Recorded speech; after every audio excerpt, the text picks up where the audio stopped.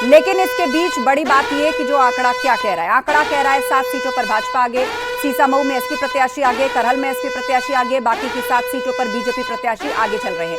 मनीष अग्रवाल जी हमारे साथ हैं, राजनीतिक विश्लेषक। मनीष जी, मेरी आवाज अगर आपको मिल रही है तो पॉलिटिकल पार्टीज के प्रवक्ता जब तक नतीजे नहीं आते वो यही कहेंगे कि अभी देखिएगा अब कोई बड़ा चमत्कार होने वाला है और हम सारी की सारी सीटें जीत जाएंगे। लेकिन लगभग 10:30 बजे का वक्त है, क्या अब एक लाइन लेने का समय आ गया है? 7-2 ये आंकड़ा जो है, आपको लग रहा है कि कोई बड़ा उलटफेर इसमें अब संभव है, ऐसी कोई परिस्थिति? आस्था जी, इसमें एक ही बड़ा उलटफेर हो सकता है कि ये 8-1 हो सकती है, इससे ज्यादा और इसमें कुछ भी होना संभव नहीं है।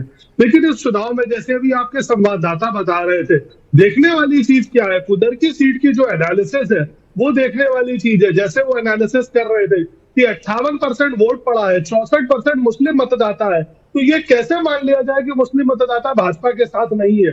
और यही बदलाव आया है जून से अब तक। आप देखिए, इस बार कांग्रेस ने सपा के साथ चुनाव नहीं लड़ा। कांग्रेस का जो मुस्लिम मतदाता था, जो दलित मतदाता था, जो कांग्रेस की वजह से सपा के साथ 2024 जून के चुनाव में आया था, वो वापस भाजपा की तरफ आता दिख रहा है। दूसरे आदरणीय योगी आदित्यनाथ जी की जो लॉ एंड ऑर्डर की व्यवस्था है उसको ये एंडोर्स कर रहे हैं। सरकार की नीतियां जो है, सरकार जो जनता के लिए नीतियां लाती है, सरकार अगर मकान की योजना लाती है तो सरकार उसको जाति के हिसाब से नहीं बांटती। ये इन रिजल्ट्स में प्रूव हो रहा है कि मुस्लिम मतदाताओं का रुझान भाजपा की तरफ आ रहा है, जो कि उत्तर प्रदेश और देश की राजनीति में एक बहुत बड़ा बदलाव ला सकता है। और वो बदलाव हमें महाराष्ट्र में भी दिख रहा है। अगर आप देखिए तो महाराष्ट्र में भाजपा ने 200 सीट से ज्यादा पे इंडिया गठबंधन ने लीड बढ़ा ली है। भाजपा की जितनी सीटें वहां पे आ रही है उतनी सीटें कुल इंडिया गठबंधन की नहीं आ रही है महाराष्ट्र में।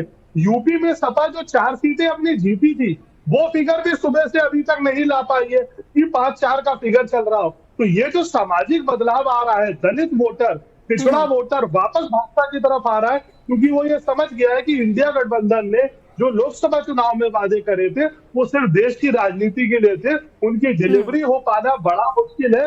वो लोग सिर्फ वादे करते हैं, डिलीवरी नहीं करते।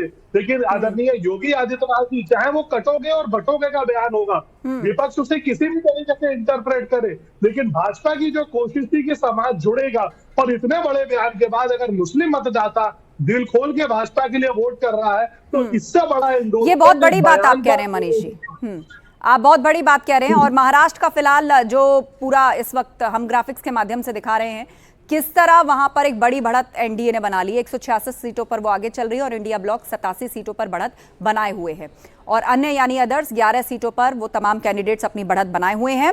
और यूपी की अगर बात कर ले तो यूपी में कई ऐसी सीटें जो पहले से समाजवादी पार्टी की थी, वहां पर बड़े पैमाने पर मुस्लिम आबादी रहती है।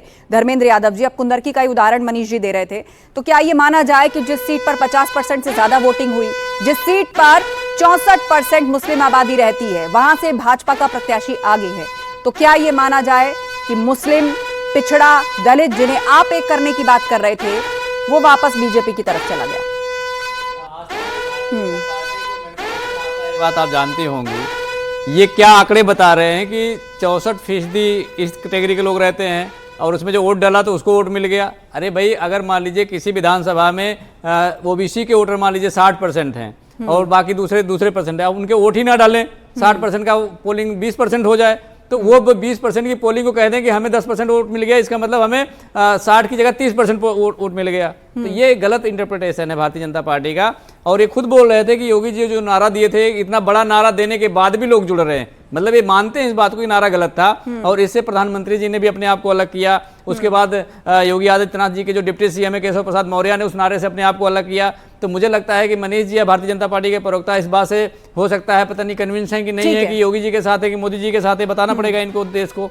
तो बात वहां नहीं है, बात यह है जिन बुनियादी बातों को लेकर के हम चले थे। अगर भारतीय जनता पार्टी संविधान को खत्म करना चाहती है, क्यों करना चाहती है? आरक्षण खत्म करना चाहती है, ये जो संविधान खत्म करने वाली बात कर रहे थे। आप लोगों ने आरक्षण को बचाना गलत है, लोकसभा चुनाव में इस नैरेटिव को रखा